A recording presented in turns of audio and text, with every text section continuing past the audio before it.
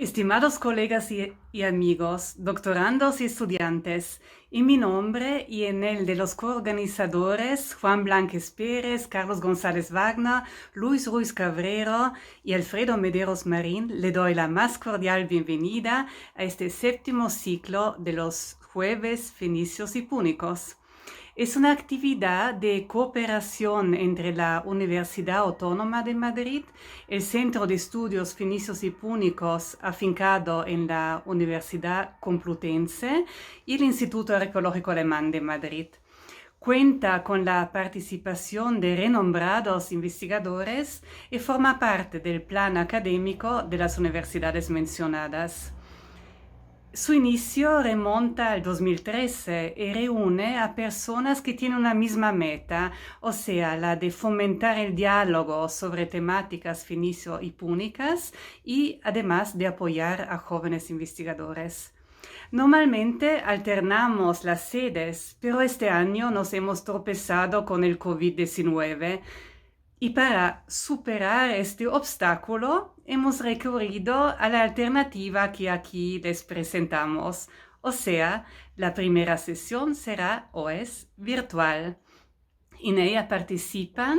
los profesores Alberto Lorio de la Universidad de Alicante, Iván Fumador de la Universidad de Valencia y Juan Blanquez Pérez de la Universidad Autónoma de Madrid, al cual además agradecemos mucho el apoyo técnico para la realización de esta sesión.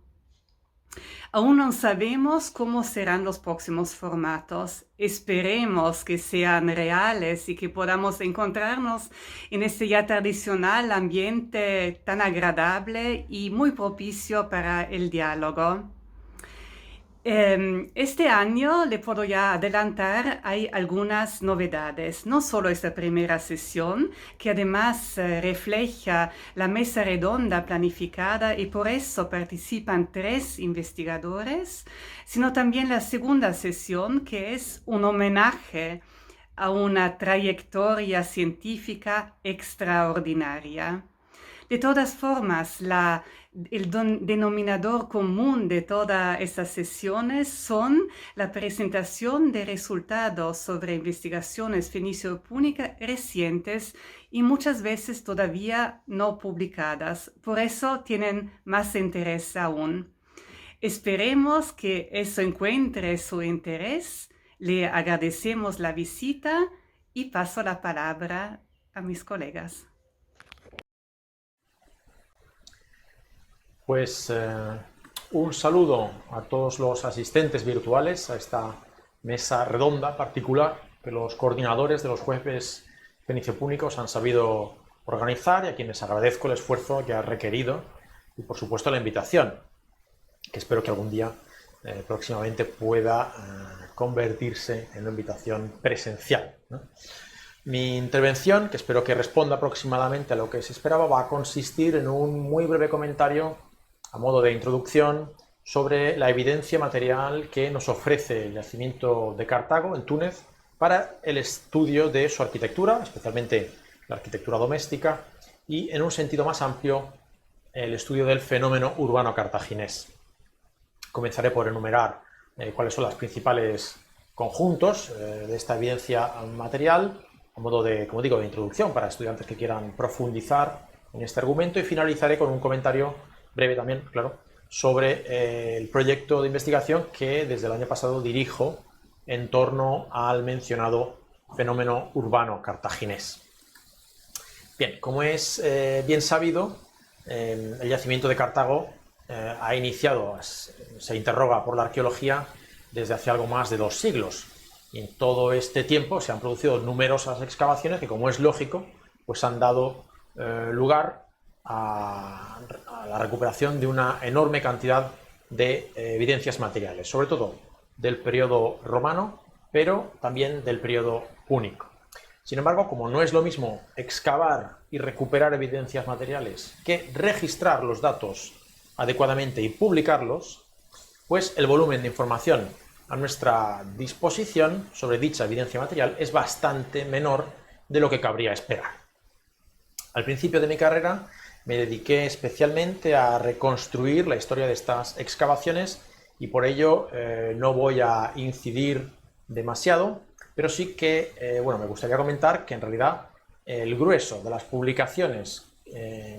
para los temas que hoy nos estamos aquí planteando se corresponde todavía con los resultados de la campaña internacional de la UNESCO acometida entre 1974 y 1986. Es decir,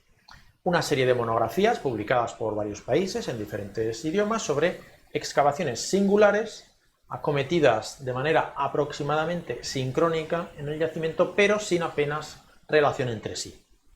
Dichos resultados se encuentran resumidos en el volumen de Abdelmajid Enabli de 1992, Curso de Carthage, y luego incluyendo también la documentación anterior y posterior a la campaña internacional de la UNESCO. En 2013 publiqué la monografía sobre la arqueología de la forma urbana de la Cartago Fenicio Púnica, en la que se ofrece una lectura global de toda esta documentación. Pero ya han pasado 7 años desde entonces y ha habido evidentemente algunas nuevas aportaciones. Por ejemplo, cabe sin duda mencionar los informes que viene publicando el Instituto Arqueológico Alemán de Roma sobre lo que se conocía como la excavación de la Rue Mshabat, pero que ha sido recientemente bautizado como el barrio de Dido con motivo de la inauguración de un nuevo parque arqueológico en dicho punto. Esperamos, sin embargo, todavía la publicación del quinto y probablemente último volumen de este proyecto. Y también hay que mencionar las excavaciones del Instituto Nacional de Patrimonio de Túnez, sobre todo las que se efectuaron entre el anfiteatro y el circo, otras intervenciones también de urgencia con motivo de construcciones privadas en toda esta área, que por el momento y por desgracia no han dado lugar a muchas publicaciones, aunque alguna hay. También me gustaría mencionar las excavaciones del Tophet dirigidas por Imet Ben-Yerbania, aunque si no me equivoco, de momento las aportaciones relacionadas con la arquitectura del periodo púnico son muy reducidas. Y bueno, por supuesto, también cabría mencionar el proyecto de excavaciones en el Circo de Cartago, codirigido por Ralph Bockman y por Hamden Ben Romhane, de las dos instituciones anteriormente mencionadas, en el cual participo desde su inicio, en el año 2015, y que debería en estos mismos días estar ejecutando la última campaña de campo. Este proyecto, que se centra en el estudio de la construcción de este circo romano a mediados del siglo II a.C., también atiende a lo que sucede antes de esa construcción, y evidentemente por debajo hay una fase augustea y otra fase prerromana, de cuyo estudio soy el responsable. En realidad, digamos que el área estudiada se corresponde aproximadamente con la parte central del circo romano. Recordemos que es un monumento enorme de casi 500 metros cuadrados. Esta zona, en época de las guerras púnicas, habría dado lugar a una zona periférica de la ciudad púnica dedicada a la transformación de materiales de diverso tipo, que están todavía por determinar a través de diversas analíticas que deben todavía ser efectuadas, pero que parece que desde el principio de su ocupación habría estado organizada esta zona según el mismo patrón urbanístico documentado en el centro de la ciudad fenicia arcaica. Esperemos que, pese a la situación dramática que estamos viviendo actualmente, se pueda acometer la fase final de estudio de este proyecto y podamos ofrecer algunas interpretaciones más concluyentes en un futuro próximo. En definitiva, cabe decir que estas últimas aportaciones vienen a completar, pero sin entrar en contradicción con el corpus de evidencias ya existente y con la interpretación urbanística que fue presentada en el año 2013. Por lo tanto, cabe decir que el grueso de la evidencia arquitectónica documentada en Cartago está relacionada con el ámbito doméstico, mientras que los ejemplos de la arquitectura religiosa o militar son muy parciales. Lo mismo podría decirse de la arquitectura civil, que estaría representada en realidad solamente por el puerto construido durante el periodo de las guerras púnicas y por lo tanto es un único proyecto, si bien es de dimensiones colosales para su época. Pero el hecho de que sea un único proyecto pues nos impide construir todo un discurso articulado en el tiempo sobre la dinámica de este tipo de arquitectura. Simplemente nos ofrece una fotografía estática sobre cada edificio, nos ofrece una fotografía estática sobre las especificidades de esta arquitectura. Los ejemplos de la arquitectura funeraria, que sí que son variados y complejos en época arcaica, en realidad a partir del siglo V dejan de ser relevantes debido a una serie de cambios en los hábitos funerarios de la sociedad cartaginesa, a partir del siglo V, como digo. Y por tanto, repito que solo la arquitectura doméstica nos ofrece un conjunto de datos suficientemente rico como para articular una historia compleja que vaya desde la fundación de la ciudad hasta su destrucción. Los puntos principales del yacimiento a tener en consideración desde esta perspectiva son los que figuran en esta diapositiva. El barrio de Aníbal, el barrio de Magón, el barrio de Dido y la excavación realizada bajo el Decumanum Máximo y el Cardo Décimo Este. En esta última excavación, que como digo se realizó por parte de la Universidad de Hamburgo, esta excavación ha sido publicada en 2 volúmenes aparecidos en el año 2007. En ellos se muestra una estratigrafía que sin interrupción muestra un conjunto de viviendas abiertas a una calle desde la fundación de mediados del siglo VIII hasta su destrucción en el 146. Así, en esta publicación, y gracias a las fechas estimadas para cada estrato con una relativa concreción, se puede seguir la introducción de varios de los hitos más importantes en la dinámica arquitectónica y urbanística de la ciudad, como por ejemplo la distribución del suelo según un sistema catastral ortogonal irregular entre el 740 y el 725 a.C.,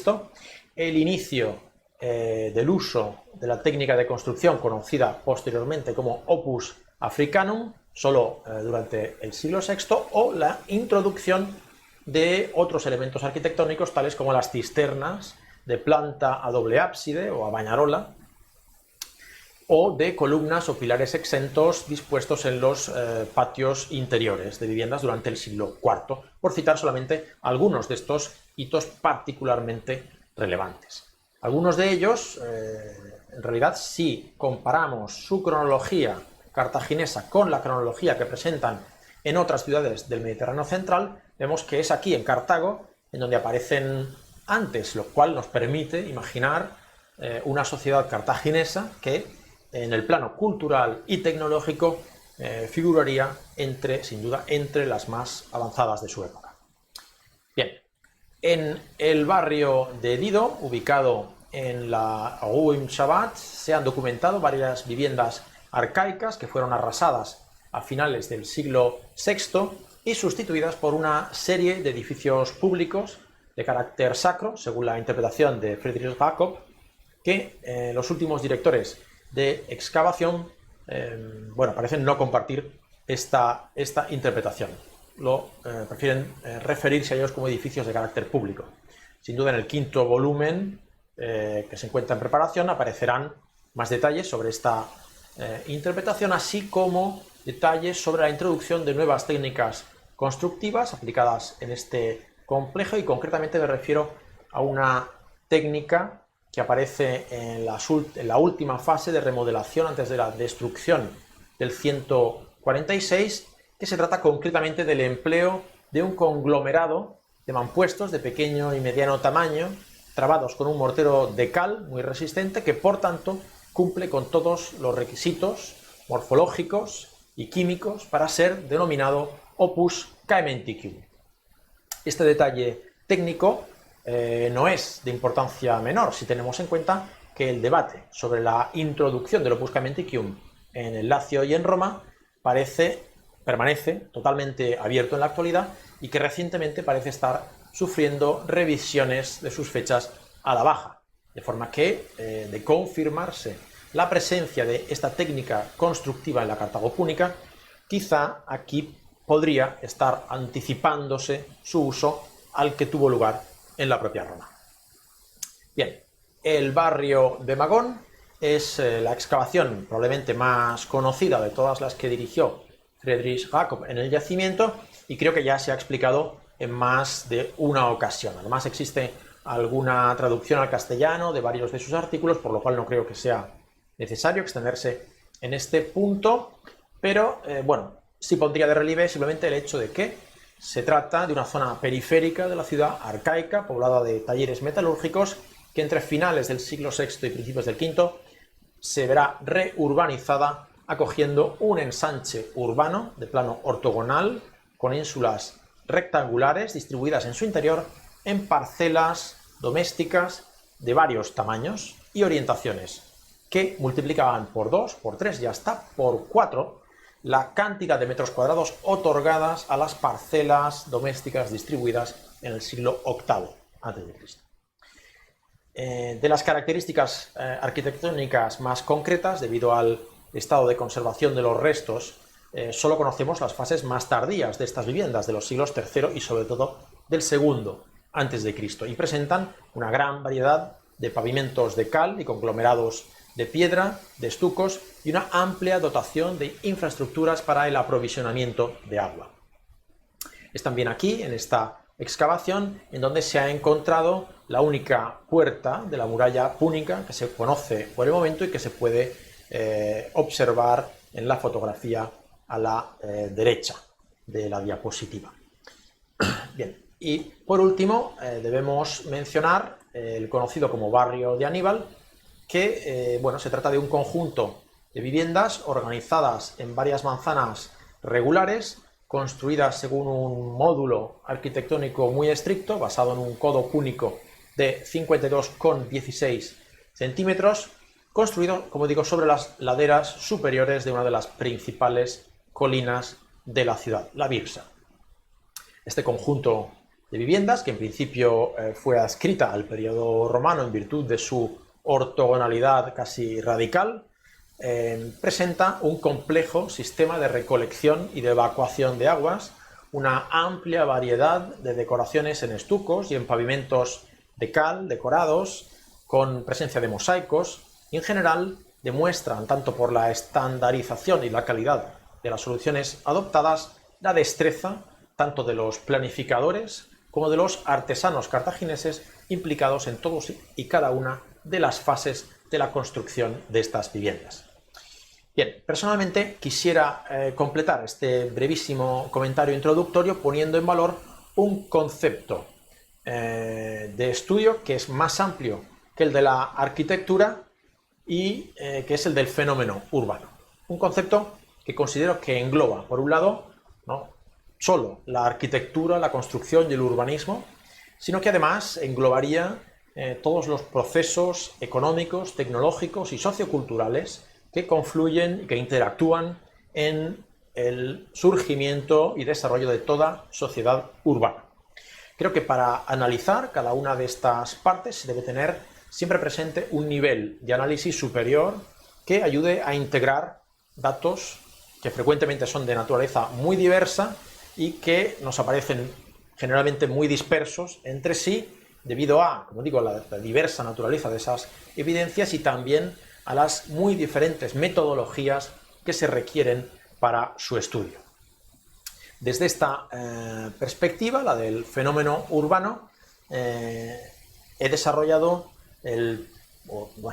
he concebido el proyecto que actualmente está en marcha, gracias a la financiación del Plan Nacional de I+D, del Instituto de Patrimonio Cultural de España y de la Fundación Palarc, y que tiene como objetivo el estudio de la integración económica de la sociedad cartaginesa con el territorio más inmediato al hábitat urbano. En el caso de Cartago, como en el de muchos otros yacimientos del Mediterráneo antiguo, la praxis arqueológica se ha centrado en el espacio intramuros. Y en cambio, en la periferia y en el área de captación de recursos, de ahí apenas tenemos ninguna información. Sin embargo, estoy convencido de que la mencionada integración económica con el hinterland cartaginés ha tenido o tuvo un gran impacto en el uso de determinados materiales de construcción, en las tendencias de la distribución del espacio doméstico y urbanístico y en muchos otros elementos fundamentales del desarrollo de la economía y de la sociedad cartaginesa. Por tanto, creo que las construcciones del espacio intramuros en Cartago, como en todas las ciudades preindustriales, pueden considerarse como un epifenómeno de una serie de procesos sociales, económicos, tecnológicos y culturales. El término epifenómeno es seguramente algo pretencioso, pero lo considero adecuado porque creo que refleja bien la idea de base, que es que el fenómeno urbano es un proceso histórico complejo y que los edificios que componen la ciudad son nada más y nada menos que la consecuencia más visible de este proceso. Las causas, sin embargo, hay que buscarlas en un conjunto de evidencias que son más heterogéneas y que requieren una perspectiva interdisciplinar para poderlas investigar. Por este motivo, y dado que en Cartago existe un gran desequilibrio entre los datos que se conocen sobre las construcciones intramuros y la dinámica de explotación de los recursos naturales de su área de captación, he creído necesario dedicar los trabajos de campo de mi proyecto principalmente al estudio de este territorio. Al estudio de este territorio periférico e interior de la península cartaginesa. Así, en 2019 he podido hacer una campaña preliminar con la colaboración de Hamden Ben Romhane y de Yamen Sgayer, que ha servido para visitar y evaluar el potencial arqueológico de unas 40 dispersiones cerámicas en superficie ya conocidas previamente, con el objetivo de seleccionar algunos de estos puntos para proseguir con intervenciones varias futuras, como prospecciones geofísicas o pequeños sondeos estratigráficos. Entre los trabajos programados para este verano, que probablemente deberán ser suspendidos, está la caracterización arqueológica, estratigráfica y arqueométrica de la vila de Gamart, que por el momento es la única villa suburbana de época púnica que se conoce en la región. También habíamos previsto la caracterización geomorfológica del istmo que une la ciudad de Cartago al continente, la reconstrucción de las cubiertas vegetales y las características de la cabaña agropecuaria sometida a explotación en el área de directa captación de recursos de esta ciudad durante el primer milenio. Si el COVID nos permite ejecutar parte al menos de las actividades programadas, espero poder así ofrecer una imagen más precisa sobre las bases económicas y territoriales de una ciudad-estado, Cartago, que hasta el momento en este aspecto está casi exclusivamente definida a partir de las referencias clásicas de Polibio, Teodoro de Sicilia y Apiano. La comparación entre esta tradición clásica y la caracterización de la realidad arqueológica del territorio en cuestión me permitirá, espero, algún día poder realizar la correlación entre la dinámica de explotación económica del hinterland, por ahora desconocida, y la dinámica mejor conocida de la arquitectura del espacio intramuros de Cartago. Espero así poder acercarme algo más a la realidad histórica, no solo de la arquitectura, sino principalmente a la realidad histórica del fenómeno urbano cartaginés.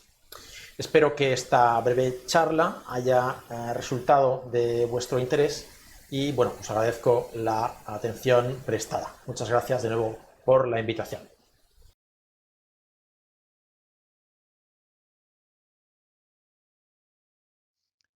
Quiero empezar manifestando mi agradecimiento por la invitación a participar en este ciclo de conferencias organizado por las Universidades Autónoma y Complutense de Madrid y por el Instituto Arqueológico Alemán de Madrid, en su formato telemático inusual motivado por la crisis del COVID-19. Muy especialmente a los doctores Blánquez y Mederos,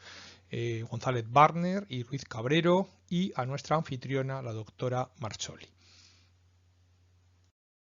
Peñanegra es uno de los principales poblados protohistóricos del sureste de la península ibérica. Estuvo ocupado durante un dilatado espacio de tiempo que se extiende desde un momento avanzado del Bronce final, entre los siglos IX o finales del X y 8 a.C., lo que se conoce como Peñanegra I, hasta el Hierro Antiguo o período orientalizante, o Peñanegra II, situándose su momento final hacia el tercer cuarto del siglo VI. El poblado de Peñanegra presenta un emplazamiento privilegiado en uno de los principales pasos de la Sierra de Crevillente, a través del cual se conecta el área del Bajo Segura con el valle medio y alto del Vinalopó. A ello se añaden las posibilidades topográficas para albergar un asentamiento estable de grandes dimensiones y con un urbanismo desarrollado, que se extendería por las dos imponentes moles rocosas que integran el yacimiento, la más destacada conocida como el Castellar, junto a las vaguadas colindantes.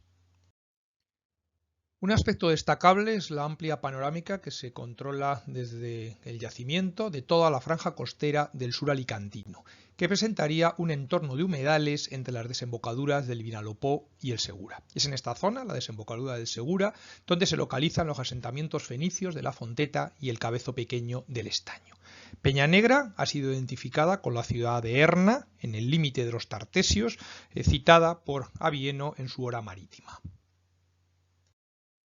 El yacimiento de Peñanegra fue objeto de excavaciones por Alfredo González Prats entre los años 70 y 80 del siglo XX, que proporcionaron un amplio registro material y permitieron concretar su secuencia cultural, además de dar a conocer su necrópolis, la más extensa del sureste. En 2014 se reiniciaron las investigaciones en el marco de un proyecto multidisciplinar de la Universidad de Alicante que, junto a trabajos de prospección y excavación, incluye un ambicioso programa de analíticas y de revisión integral del yacimiento. He incluido una fotografía con el profesor Alfredo González Prats en diciembre de 2010, que de alguna forma supuso el punto de arranque de esta nueva etapa en la investigación en Peñanegra. De forma paralela se ha realizado la recuperación patrimonial de los restos y su musealización como parte esencial del proyecto, que cuenta con el apoyo del Ayuntamiento de Crevillent y la Generalitat Valenciana. El origen de la ocupación se vincula a un fenómeno de concentración poblacional en este sector de la sierra durante el Bronce final. El poblado destaca por su enorme extensión ya desde esta fase. En esta época se desarrolla un hábitat adaptado al terreno, con cabañas, con plantas circulares y paredes de arcilla, y otras más recientes con muros rectilíneos y esquinas redondeadas con zócalos de piedra y barro. También se han documentado restos de estructuras con zócalos de mampostería y plantas cuadrangulares y otras estructuras domésticas como pequeños hornos y telares. En el sector 2, Alfredo González Prats identificó una serie de cabañas circulares con paredes de arcilla de color rojo, a veces enlucidas de barro amarillo y con unos diámetros que oscilaban entre 5 y 5,5 metros. En una de las viviendas identificó el hogar, en posición excéntrica. Asociado a estas viviendas se localizó un vertedero relacionado con actividades metalúrgicas en la zona.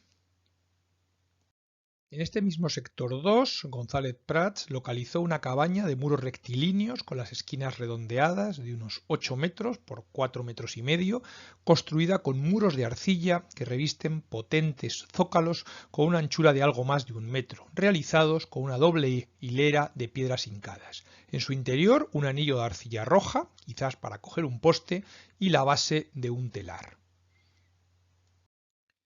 Hacia mediados del siglo VIII a.C.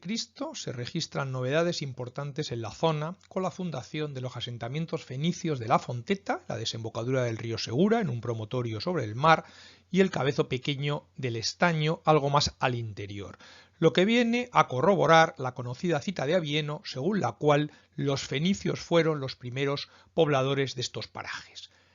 La fundación de la Fonteta explicaría la importancia del poblamiento orientalizante en el Bajo Vinalopó y el Bajo Segura, donde destaca el núcleo urbano de Peñanegra o el pequeño asentamiento de los Saladares en Orihuela. El Cabezo Pequeño del Estaño es un asentamiento que evidencia el primer impacto fenicio en la zona. Los trabajos de Fernando Prados y Antonio García Menárguez han proporcionado novedades con la identificación de una muralla de casamatas y la presencia de unidades domésticas pluricelulares, de plantas cuadrangulares y zócalos de mampostería, con modulaciones en ambos casos que responden al patrón de medida de 52 centímetros habitualmente usado en la arquitectura fenicia. Más información sobre el urbanismo de esta etapa lo proporciona La Fonteta. Los trabajos de González Prats y su equipo permitieron identificar una fase arcaica en la que destaca la intensa actividad artesanal y metalúrgica, desarrollándose en algunas de sus fases un urbanismo de casas ortogonales pluricelulares de tapial, en el corte 25, en la fase 2, o con zócalos de mampostería en su fase 3. Por su parte, el equipo hispano-francés dirigido por Pierre Rouillard identificó en su fase 2 casas de planta pluricelular con muros de barro y adobe reforzando las esquinas y el uso de patrones estandarizados. Las dimensiones de las estancias oscilan entre 2,10 y 2,70 metros de ancho y unos 4 metros de largo. Las estructuras defensivas vinculadas a una muralla perimetral con bastiones adosados, foso y antemural corresponden a la fase Fonteta reciente. La muralla fue construida en torno al último tercio del siglo VII a.C. y con ella se vinculan diversas fases de hábitat formadas por viviendas pluricelulares con zócalos de mampostería y alzado de adobes, adosadas al paramento interno de la muralla. Durante la campaña de 2018 y 2019, que he codirigido con Mariano Torres y Esther López, se han podido concretar muchos de estos aspectos. Las principales novedades se han centrado en el sistema defensivo, integrado por la muralla, bastiones, foso y antemural. Igualmente se han identificado viviendas adosadas a la muralla y espacios abiertos probablemente de uso comunitario, que incluyen posibles áreas de culto, así como otras utilizadas como almacenes y posibles corrales.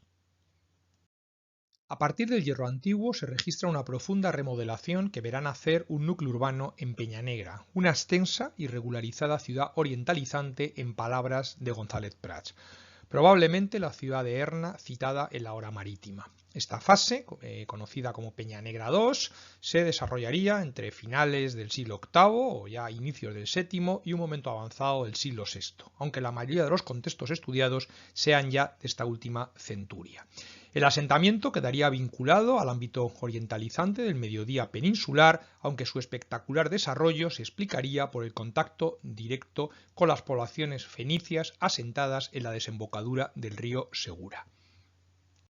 Durante esta fase, las influencias orientales, seguramente con aportes étnicos, afectaron a las formas de vida y de pensamiento, suponiendo la introducción de la escritura, del torno de alfarero, de la metalurgia del hierro, de nuevos sistemas de pesas y medidas, de bronces y joyas diversas, de nuevas formas de vestir o del consumo de objetos de lujo entre sus élites.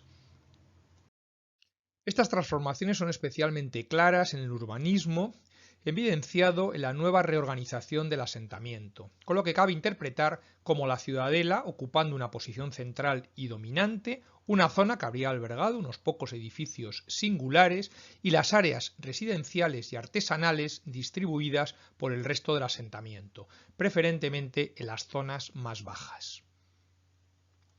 La orografía escarpada, con una diferencia de cota de más de 200 metros entre las zonas bajas del yacimiento y la cima del Castellar, obligó a realizar durante el Hierro Antiguo importantes labores de aterrazamiento en laderas y pendientes relacionadas con la reestructuración urbana del asentamiento.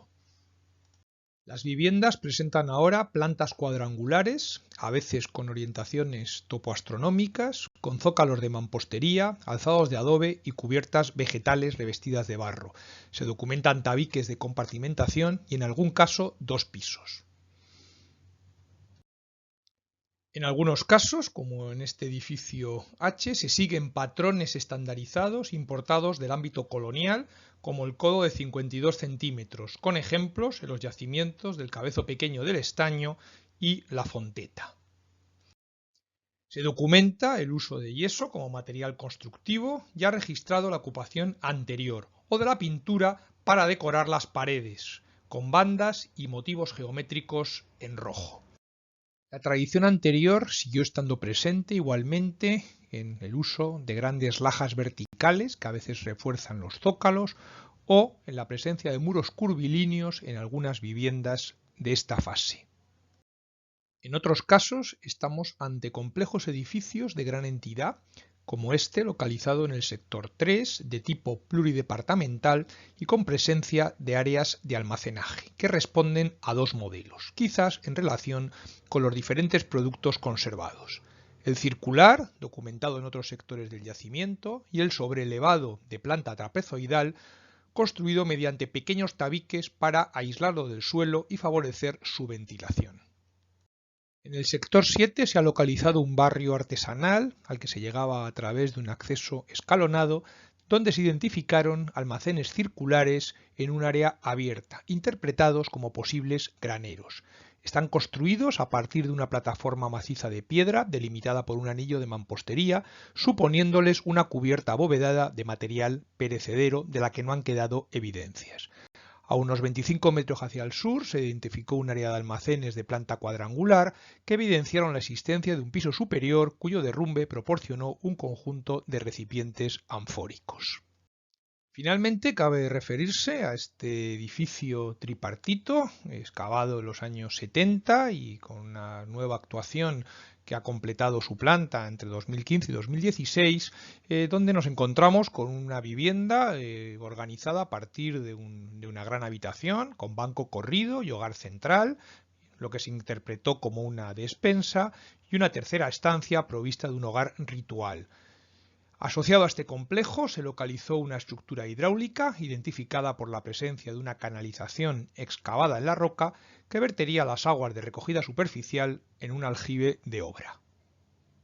Este tipo de estructuras hidráulicas serían relativamente frecuentes, como demuestran que en las excavaciones más recientes en Peña Negra se hayan localizado 3 casos de plantas trapezoidales y muros de mampostería impermeabilizados mediante la aplicación de arcilla. Al menos desde una fase avanzada del Hierro Antiguo a la topografía estratégica del yacimiento, aprovechada desde el Bronce Final, se sumará la construcción de fortificaciones. Durante esta etapa se construyó una potente muralla construida a plomada, de la que solo se conservan unas pocas hiladas del zócalo de mampostería en algunos sectores periféricos. La presencia de murallas y de un sistema de fortines que controlarían las vías de comunicación y el territorio inmediato ponen de manifiesto el papel jerarquizador de Peña Negra en la zona, cuya etapa final estaría acompañada en ocasiones por episodios de inseguridad, lo que vemos igualmente en el caso de La Fonteta. El abandono de los asentamientos de La Fonteta y Peña Negra en la segunda mitad del siglo VI supuso una reestructuración del territorio con la aparición de nuevos poblados ya plenamente característicos de la cultura ibérica. Como hemos podido comprobar, Peña Negra es un magnífico ejemplo de las transformaciones de un núcleo indígena ante el impacto colonial, unas transformaciones que encuentran en la arquitectura y el urbanismo una de sus más claras manifestaciones. Muchas gracias.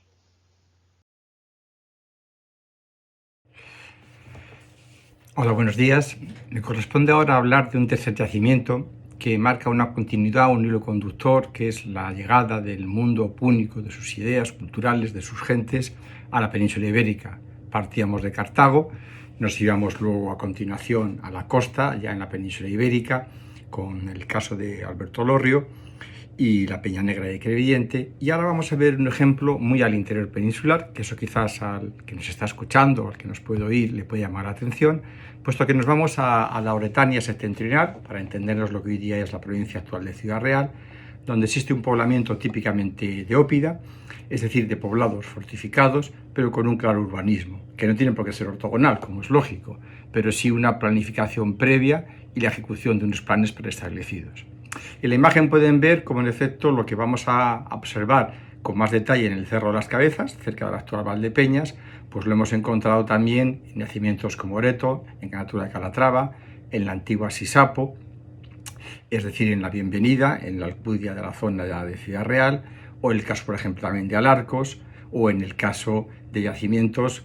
sin excavar, como es Alhambra, en Albacete, etcétera, etcétera. El caso es que el yacimiento del Cerro de las Cabezas, un oppidum, como les decía, de casi 14 hectáreas de extensión, amurallado desde sus inicios, desde los inicios, como es lógico, de la época ibérica. Ha tenido una larga investigación arqueológica, de excavaciones, de labores de restauración, de conservación, de casi 40 años. Los primeros trabajos se remontan al año 84 y nos encontramos en 2020. Por lo tanto, toda valoración que tengamos que hacer de la antigua investigación hay que hacerlo lógicamente encuadrada en sus circunstancias y su contexto. Es decir, es una época en la que ni siquiera existía todavía el conocido método de excavación, que al fin y al cabo solamente es un método, el que se aplique bien o mal es una cuestión de la inteligencia del investigador. Veremos, como les decía, en la aplicación del sistema Wheeler. Hoy día el panorama que nos ofrece el Cerro de las Cabezas, este óppidum fortificado, es el que pueden ver en la imagen, cortada por la autovía, aunque eso es una visión engañosa. Hoy día la autovía es un desdoble de la antigua carretera general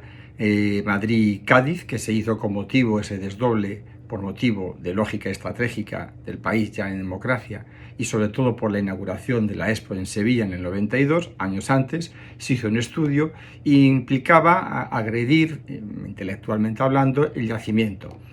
que se sabía que existía. Se hicieron una serie de excavaciones de urgencia y se vio la necesidad de desviar la autovía, de tal manera que ese corte que vemos hoy día en la imagen tajante no es tanto por motivo de la autovía, sino por la existencia de una vía de comunicación antigua, que justamente lo que por inercia natural el poblado ibérico era llegar hasta el río Jabalón, que estaría a pie de la fotografía, pues fue utilizado en época antigua por la zona rocosa de los cerros que caracterizan todo este paisaje de vega, para hacer allí este importante asentamiento. La carretera nacional, luego la autovía, lo que permite es tener un corte en sección del último extremo, sería una quinta parte, mucho menos quizás, de lo que sería el extremo más hacia el este, hacia lo que sea la vega del río, que sería evidentemente una importante vía de comunicación. Las vías fluviales prevalecen sobre las vías terrestres y en este caso este asentamiento, que depende y funciona gracias a la riqueza agrícola de todo el entorno, pues tuvo que tener en el río, mucho más caudaloso de lo que es hoy día, una importante vía de comunicación y por tanto de acceso al conocimiento del mundo mediterráneo, a ideas, costumbres y tecnologías. Les quería decir que la novedad que ya les avanzo del Cerro de las Cabezas es que hoy día quizás para nosotros es uno de los yacimientos del interior que mejor refleja la incorporación de las ideas, y luego veremos incluso que de gentes, a menos de una minoría, de una élite que es la que dirige algunas de las obras arquitectónicas que ahí se acometen, la llegada, como les decía, de un mundo púnico en cronologías más antiguas al siglo III, a finales del III, en época bárquida, que es un fenómeno ya totalmente aceptado en la historiografía y en la investigación arqueológica, pero que podemos remontar en función de los datos que estamos encontrando o reestudiando o que en parte también se han publicado. Podemos remontar a principios del siglo III y casi con total seguridad al siglo IV. Las ideas, las propuestas, algunas totalmente fundamentadas, otras hipótesis de esta presencia púnica en el siglo IV y con total seguridad a todo lo largo del siglo III, no son frutos de la casualidad, sino de una investigación que se ha entendido desde el principio, no tiene más de 5 o 6 años de antigüedad, pero que se ha entendido, como les decía, como un proyecto integral, interdisciplinar e interinstitucional. Es decir, las casualidades, como decía Picasso, con la genialidad, es importante contar con ella, pero es bueno que nos coja trabajando. Aquí tienen un cronograma, un estereotipo de lo que concebimos nosotros la investigación en el Cerro de las Cabezas, que atiende tanto a la docencia como en el Máster de Arqueología y Patrimonio de la Universidad Autónoma, como atiende también a la puesta en valor y, entre medias, como es lógico, la investigación. Sin el conocimiento ni se puede divulgar ni se puede poner nada en valor. Es importante resaltar entonces la coordinación entre el Ayuntamiento de Valdepeñas, entre la Junta de Comunidades de Castilla-La Mancha, a través de su Consejería de Educación, Cultura y Deportes, y nuestra propia Universidad Autónoma de Madrid, que es el núcleo fundamental de investigadores, pero que a su vez agrupa en su seno a investigadores de otras instituciones científicas, como por ejemplo Vitorino Mayoral, del Consejo Superior de Investigaciones Científicas, a través de su Instituto de Arqueología de Mérida, o de César Carreras, de la Universidad Autónoma de Barcelona, o de Roger Salas, que está especializado en prospecciones geofísicas, magnéticas, georradar, y que dirige una empresa de reconocido prestigio internacional en este tipo de actividades. Y lógicamente con investigadores del Ayuntamiento de Valdepeñas, de sus arqueólogos originales, Javier Pérez y Julián Vélez, y del restaurador Miguel Carmona. Es un yacimiento que durante muchísimos años, y eso es justo reconocerlo, pues ha tenido una especial atención, algo que no es cotidiano en la arqueología española, a las labores de mantenimiento en cuanto a conservación y restauración. Y atendemos, en la lógica de la nueva retórica de los bienes culturales del siglo XXI, a que toda esta investigación que favorece la conservación, la puesta en valor y la divulgación tengan ya hoy un alcance social, exigencia esta que tiene que tener toda la arqueología, pensamos, del siglo XXI. En ese sentido, y por la propia antigüedad de las excavaciones, que se remontan, como le decía, al 84 las primeras catas y ya desde el 85 en plan firme, destacar que justamente toda la documentación, en gran parte inédita, entre el año 84 y el año 2002, lo hemos agrupado como un legado documental, como un corpus documental, y juntando fotos, dibujos, diapositivas, fotografías en blanco y negro. Lo que hemos hecho es un proyecto autorizado y con el apoyo de los propios directores de la excavación, que en ese sentido hay que resaltar su generosidad en ceder toda esta información. Ha sido escaneado, inventariado y digitalizado, de tal manera que podemos hacer una relectura de antiguos trabajos y entender hoy lo que el tiempo nos ha presentado en el momento justo de su aparición. El proyecto de la Universidad Autónoma, y ya por último, para que vean que en efecto no es tanto casualidad o no es tanto suerte, que también puede estar, pero que, como les digo, nos tiene que pillar trabajando en el yacimiento o trabajando en el laboratorio, nuestra línea de actuación es doble dentro de esta nueva retórica. Por un lado, un proyecto de docencia y de puesta en valor, la asignatura de prácticas del Máster de Arqueología y Patrimonio de la Universidad Autónoma. Se imparte esta asignatura parte de los alumnos matriculados.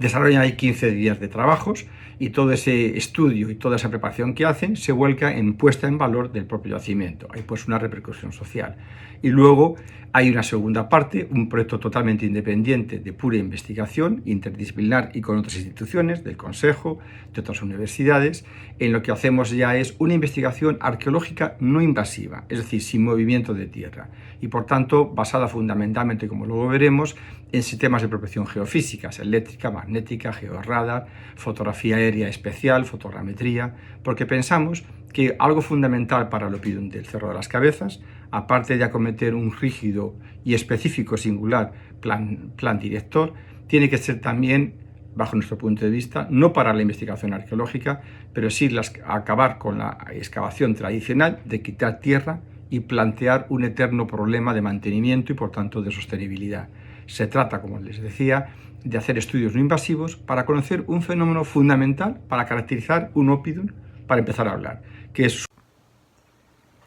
Bien, como decíamos, el proyecto de la Universidad Autónoma de Madrid tiene una doble dirección diferenciable perfectamente, tanto en su apoyo económico como en su estructura interna, pero que son complementarios. Uno, que desarrolla lo que es docencia y puesta en valor, con un convenio entre el Ayuntamiento de Valdepeñas y la propia Universidad Autónoma de Madrid, pero que tiene, como es lógico, el preceptivo permiso de la Junta de Comunidades de Castilla-La Mancha, y otro de que es pura investigación, de investigación básica, determinada a estudiar mediante métodos no invasivos, eso es importante, un punto de partida básico para el conocimiento histórico de cualquier Oppidum, que es el conocimiento de su trama urbana y lo que es el conocimiento sobre todo de la estructura, de las técnicas constructivas y de todos los fenómenos que con ellos rodean.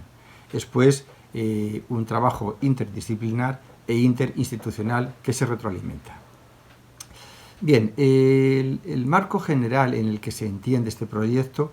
es el tratar de cumplir el triple objetivo de toda investigación arqueológica actual, que es la investigación como punto de partida, que permite una docencia universitaria, que permite una conservación y una restauración basada en el conocimiento científico y una puesta en valor, como decía, ya en favor de un fin social, como es justamente el beneficio de toda la población de Valdepeñas, cultural y económico, y de toda la población en general, de toda la ciudadanía. No olvidemos que se encuentra este yacimiento, este Oppidum del Cerro de las Cabezas, a pie de la autovía A4, con un tráfico de más de 1,5 millones de vehículos al año.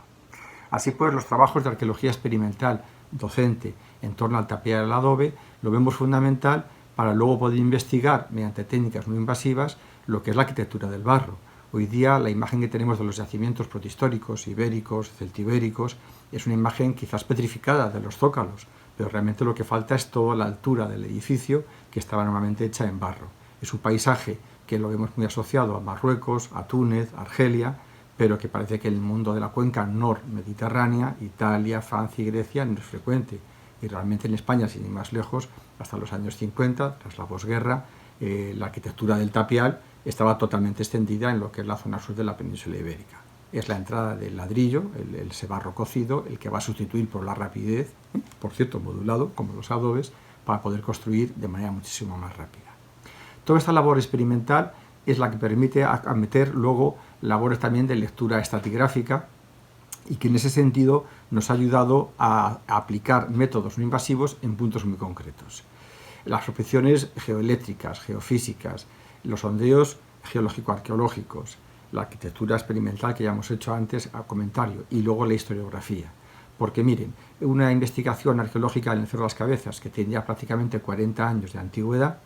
pues permite revisar, incluso hace conveniente revisar las antiguas excavaciones, las fotografías, los planos, los diarios de excavación, puesto que somos conscientes que la metodología, el contexto de aquella época es muy diferente a la actual. No tanto que lo hagan mejor ni peor, sino simplemente hoy los medios, las tecnologías, permiten una relectura interesante y en profundidad. Sin ir más lejos, la imagen que ahora ven, como en los años 80, de cara al desdoblaje de la carretera nacional en autovía por el tema de la Expo de Sevilla 92 y que hacía necesario una red diaria de autovías, pues ven ustedes cómo las excavaciones primeras se hicieron con el método Wheeler. Hoy día no se emplea, pero al fin y al cabo era el método coherente y correcto en aquella época. También la fotografía y todos estos recursos de documentación antigua nos permiten solucionar discusiones estériles, como por ejemplo en el santuario de los Betilos, de clara influencia púnica, la religión fenicia y por tanto la semita y la púnica es anicónica, y estos Betilos es quizás el santuario de influencia directa púnica más al interior de la península ibérica desde el punto de vista meseteño. Se llegó a decir incluso absurdamente que estaba medio inventado o levantado. Vean ustedes en el proceso de excavación cómo apareció in situ y, por cierto, de pie, levantadas. La arqueología del barro es una arqueología muy difícil en el proceso de excavación, todavía hoy. Pero lógicamente en los años 80 no era fácil detectar el gran grado de conservación que tenía el yacimiento, las estructuras poblacionales. Ven ustedes aquí un perfil donde se ve la sección de un muro de tapial en planta y en altura, que luego sí ya se deja conservado en casi 1 metro de levantado original. Esto es importante porque con los métodos de teledetección vamos a poder detectar y localizar justamente estos muros de tapial y adobe, porque las resistencias son diferentes a las zonas de relleno por su alto grado de compactación, y por tanto si algún día en el futuro se decidiera excavar, se iría con la seguridad de poder dejar conservado los alzados originales máximos de toda esta arquitectura de barro que, como les digo, sería el paisaje natural del Cerro de las Cabezas. Pero como todo punto de partida, es también necesario, si hacemos sondeos geológico-arqueológicos, la llamada de la geografía. Y es básico porque esto va a afectar luego a aspectos que veremos de técnicas constructivas y de sistemas de urbanización del propio cerro. Y es la colaboración con los geógrafos, en este caso el Departamento de Geografía de la Universidad Autónoma, con Juan Antonio González y con Concepción Fidalgo, para justamente el poder tener algo que nunca se había hecho, que era una secuencia estratigráfica de toda la vega del Jabalón, un río hoy día reconducido, canalizado y digamos, incluso de un flujo intermitente, pero que en época antigua tuvo que tener una mucha mayor vida en cuanto a vía de comunicación, en cuanto a alimentación y a capacidad de riego. Sin ir más lejos, estos sondeos que hemos hecho con los geógrafos permiten determinar que previo a la llegada de la presencia humana hay casi 20 metros de profundidad en lo que es la vega original del río Jabalón, que determina la potencia de este río en época previa a la presencia humana. Miren, la didáctica de la docencia nos aconsejó el relimpiar, reperfilar largas estratigrafías, en este caso una de 16 metros, extramuros, donde ya los arqueólogos en su día, en los años 90, publicaron la existencia de un foso. Bien, nosotros lo hemos reperfilado por una necesidad docente formativa, pero nos ha dado una lectura totalmente actualizada que permite ratificar los sistemas defensivos que ya desde el siglo V están presentes en el Oppidum del Cerro de las Cabezas. Y a este foso rectangular tallada en la roca y luego cegado de manera voluntaria por los propios habitantes del Cerro de las Cabezas, que crearon a continuación otro otro foso más a la izquierda, más hacia el sur, separado unos 5 metros, en V en este caso, y entonces estudiar a fondo en la complejidad del sistema defensivo. Y es que la arquitectura defensiva, torreones, puertas, fosos, son elementos que, aparte de cumplir una función defensiva, son mecanismos muy fácilmente interpretables para expresar una ideología de poder. En el caso del mundo romano eso es obvio, o en el caso del mundo medieval y el campo de la religión. Pero no tenemos que subvalorarlo tampoco, en el campo de la cultura protohistórica y no digamos en el mundo ibérico. Este oppidum, que tiene una cronología del siglo V, IV y III a.C., sin entrar ahora en los temas de los estratos del bronce o en los estratos residuales de una población ibero-romana, ya no es íbera en el sentido pleno, no hay una romanización, un mundo hispano-romano fuertemente asentado en la Vega, pero cuando se dice que se despobla el yacimiento no quiere decir que está prohibido vivir ahí. No, todavía hoy las casas de campo abandonadas son en sí ocupadas por gente marginal. Pues en los 3 siglos importantes del Cerro de las Cabezas, desde una perspectiva ibérica, V, IV y III, presentan en el campo de la arquitectura defensiva y toda la complejidad que ello implica las puertas, los vanos, los torreones que enmarcan los vanos, las estructuras de patio internas, los cambios y los adelantamientos de estas puertas, los sucesivos fosos, conllevan un estudio de técnicas constructivas, o implican y aconsejan, de técnicas constructivas y de arqueología de la arquitectura, y por tanto de una normalización de su modulación que determina en efecto la presencia del codo púnico en arquitecturas del siglo III, pero no de finales del siglo III con la dinastía bárquida, sino de todo el siglo III y con casi total probabilidad de todo el siglo IV. La única duda es si también está presente en el siglo V. Hoy día la arquitectura defensiva en la zona sur del yacimiento, y luego veremos a vuelo de pájaro en la zona norte,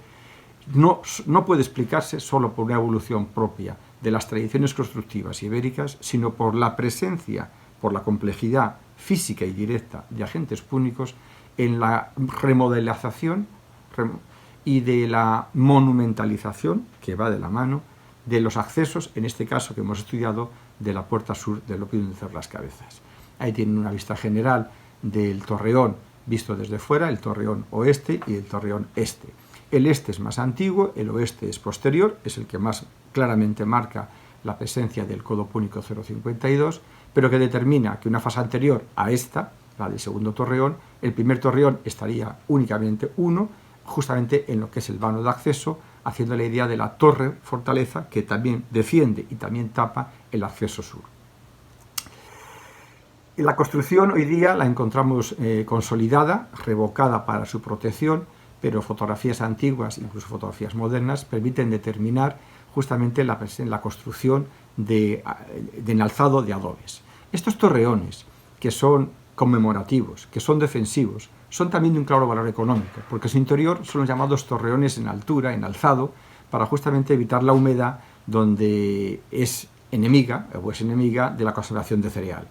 Por los restos de la cultura material allí encontrados, sabemos que aparecieron ánforas con cereal y en efecto son graneros que justamente el estudio del proceso de excavación, aquí tienen una planta cedida por el grupo de investigación del Cerro de las Cabezas, que actualmente también trabaja en la zona norte del yacimiento, donde vemos que todos los muros, tanto los grosores como las separaciones de unos con otros, presentan una metrología típicamente del codo púnico. Esta no es un caso aislado. De hecho, este torreón, el oeste, que es el posterior, obligó a hacer un adelantamiento en lo que es el torreón que ya preexistía, el este, mediante un enfajado en 2 veces, pero continuados, justamente para paliar la no trabazón, creando así una hilada uniforme que evitara un desmoronamiento dado la mala calidad de la piedra empleada, que es aquí un mero mampuesto careado. Lo importante es que esta puerta, que no es la última, puesto que luego el vano de acceso será cerrado por un posterior santuario, va a implicar un progresivo adelantamiento del cinturón de la muralla hacia el exterior, justamente para poder monumentalizar todo el espacio de la puerta. Así pues, la puerta original del siglo V, hoy día desaparecida, tuvo que existir, puesto que encontramos un eje viario que va desde ese punto al homónimo en la zona septentrional, y se mantiene a lo largo de toda su historia. Por eso incluso la última fase, con el cierre del santuario, tuvo que ser muy importante la transformación, porque cerró un eje de casi 300 años de historia. puesto que este santuario se considera tardío dentro de lo que es la fase ibérica.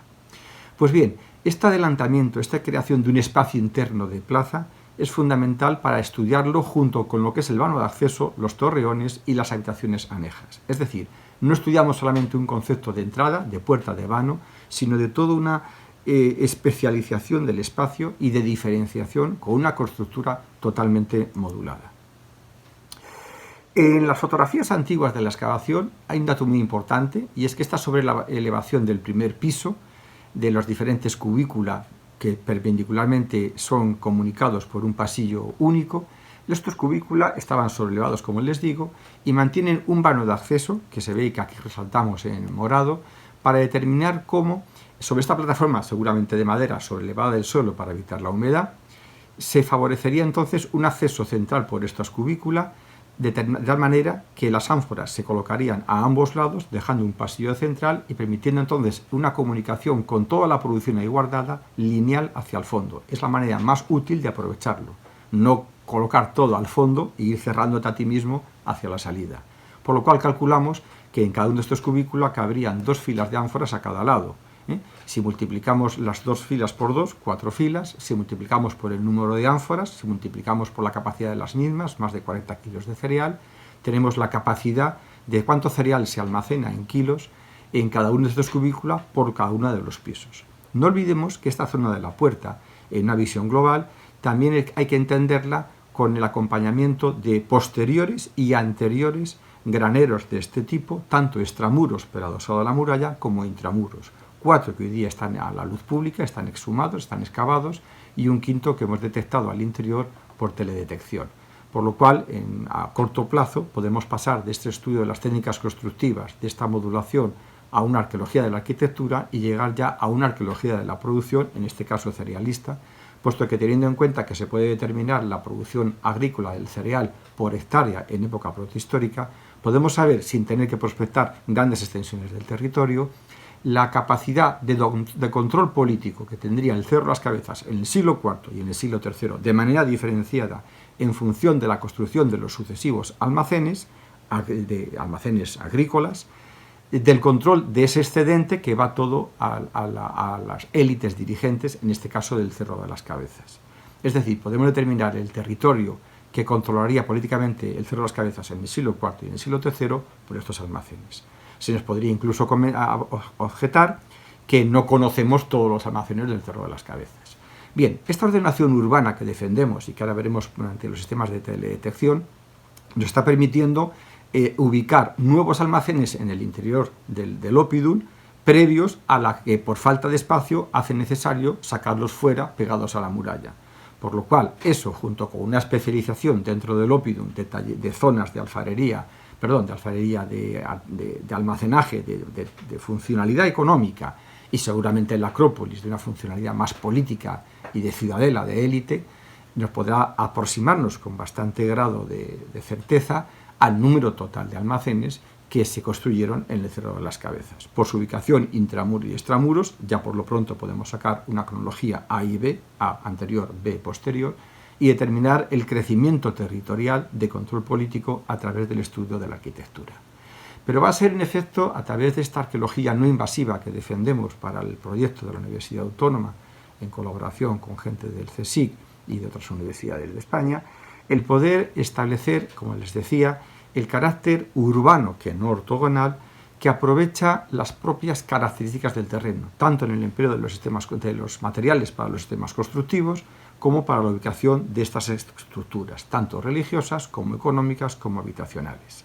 Son diferentes tecnologías que nos permiten conectar, por lo pronto, las dos zonas excavadas, una al sur y una al norte, en lo que es la ladera del cerro, y que hoy día están separadas por más de 600 metros, sin tener que hacer ningún levantamiento de tierra. Esto determina la ubicación por los diferentes grados de resistencia de pavimentos de tierra, de pavimentos de piedra, la delimitación de estructuras rectangulares y por tanto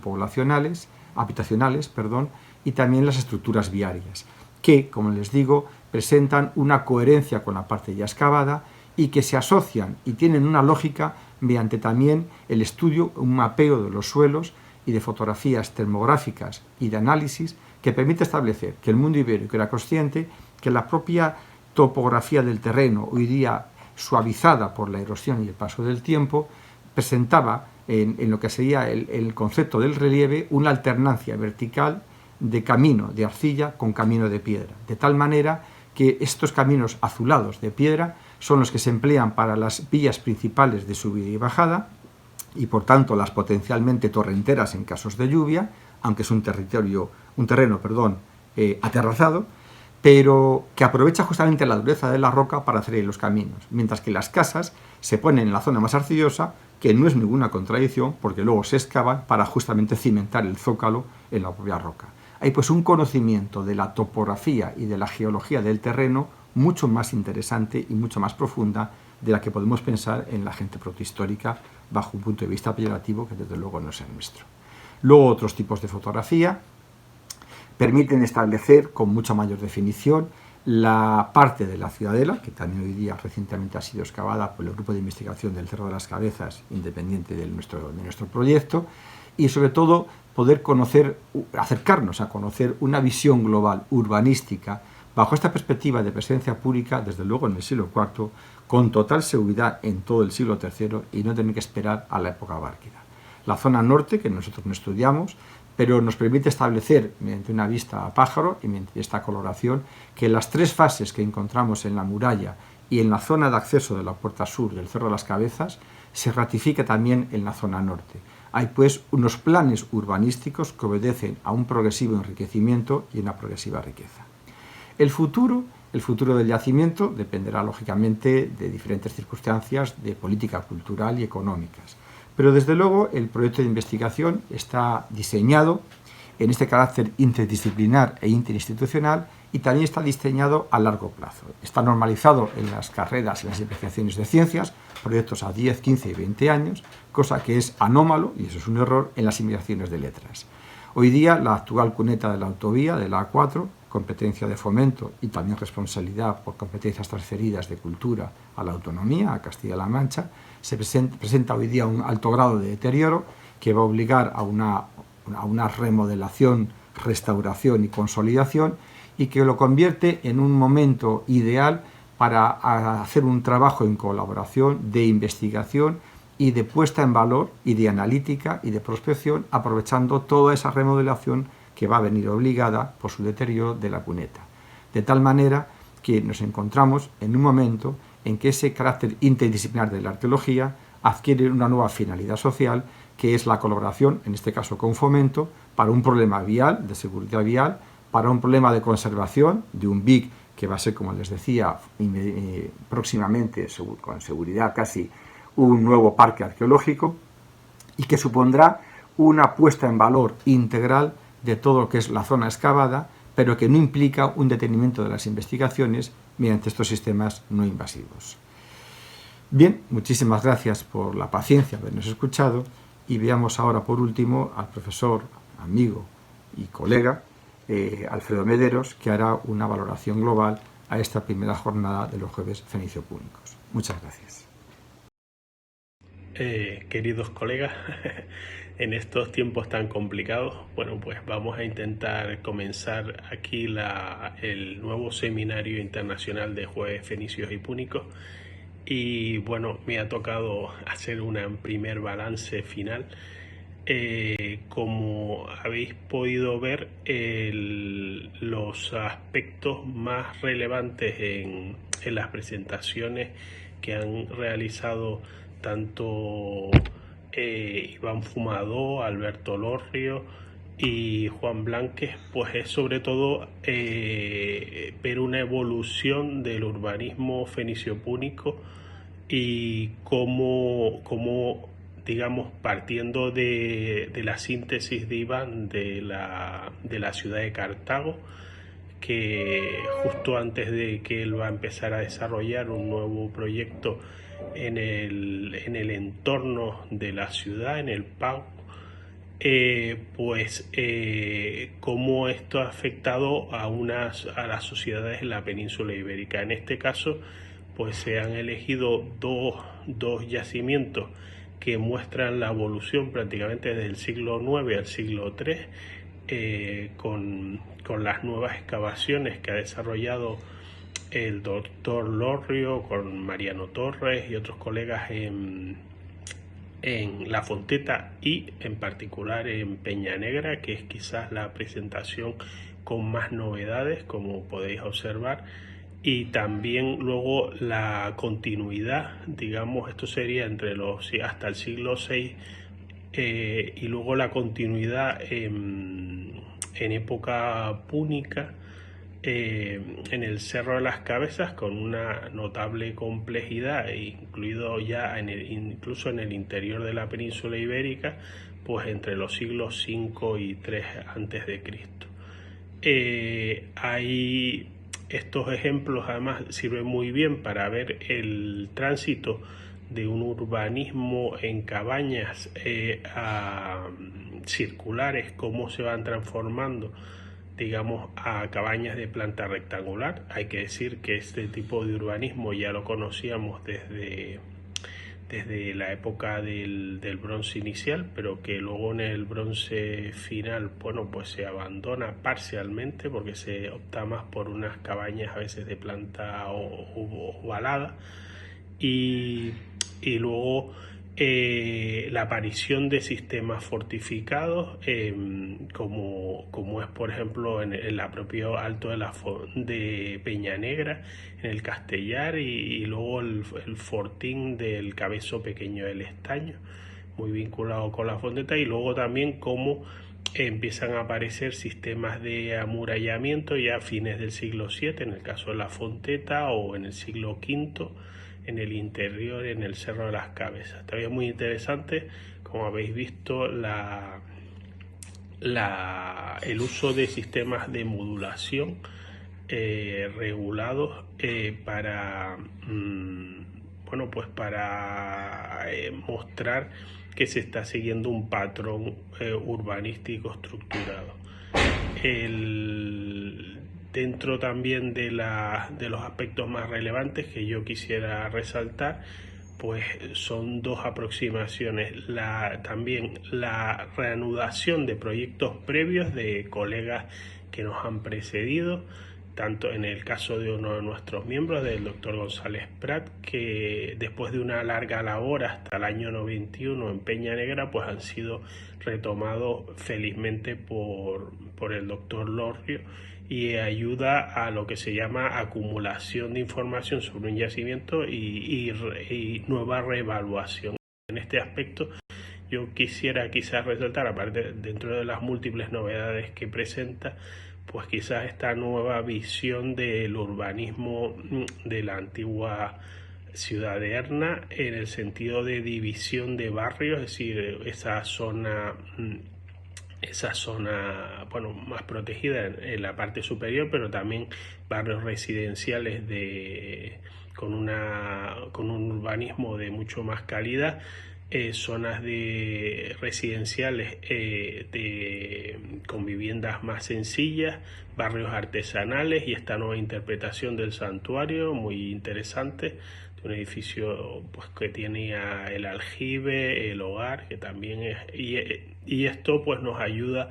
a valorar mucho mejor pues las sucesivas monografías y estudios que había desarrollado previamente el doctor González Prat. Y en el caso del Cerro de las Cabezas, pues evidentemente también la importancia que tiene una arqueología no invasiva, sobre todo en desarrollando no solo perforaciones, sino en particular pues